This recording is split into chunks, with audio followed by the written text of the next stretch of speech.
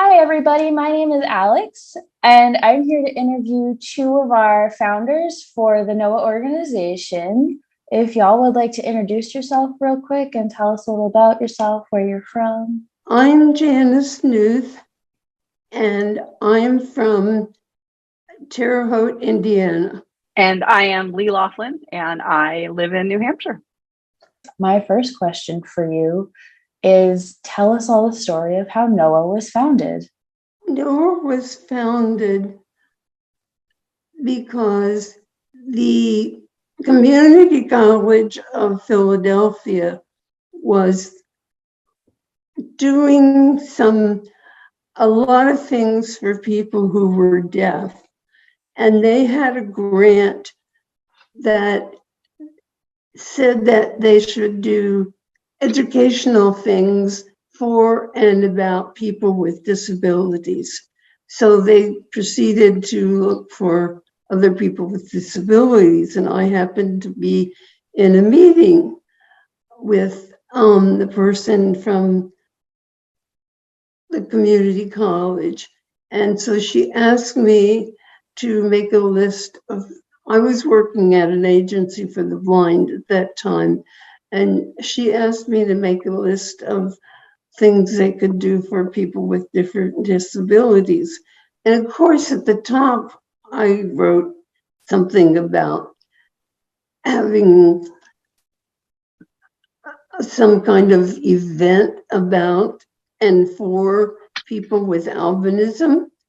And then I listed a whole bunch of other things, and she came to me afterward and she said, I want to do this one. And that one was the top one for doing an event for people with albinism.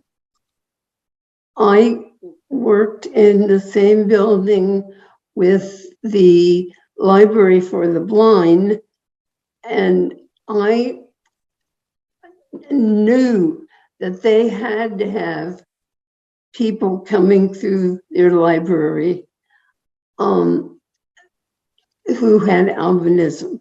So I told them to please send anybody who had albinism to see me. And so they did. And that's how we got NOAA started. I had to do a report for my 8th grade health class. And while I was at school one day, my mother called that library for the blind and visually impaired and asked if they had any resources on albinism. And the quote went something like, well, no, we don't have any books or anything, but we got a lady upstairs.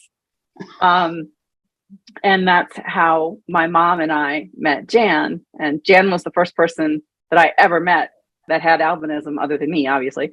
And we met, and she was talking about doing this conference. And my mother and I joined the planning committee. Cool. And we thought we were having a conference for people in the Philadelphia area, but we found out that there were people all over the country who were interested in coming. So when you all sat down finally to have your first NOAA conference, if you will, what did you see as being the needs of what would become the NOAA organization? I saw a need for people with albinism to get to know other people with albinism. And that's just about what everybody who was there that day said they wanted. I would agree. I very much wanted to meet more people who looked like me. And I mean, I had been picked on as a kid for the way that I read materials and, having them close to my face. And I didn't understand that until I watched Jan pick up something and read. And I think it was important. I, at the time, thought it was important for people to really meet other people. In the early days, and as NOAA was developing as an organization, what challenges did you run into that really stick out in your mind? How to raise money to do what we wanted to do.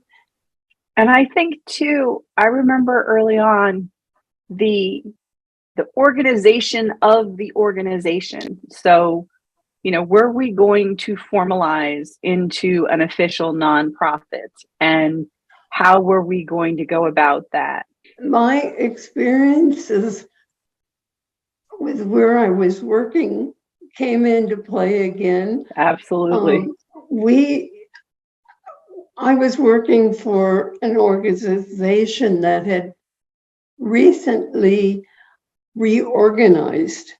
And so they were writing bylaws, and I had a copy of their bylaws, and I, as an administrator, could go to board meetings, and I made the acquaintance of a man who was a lawyer, and he offered to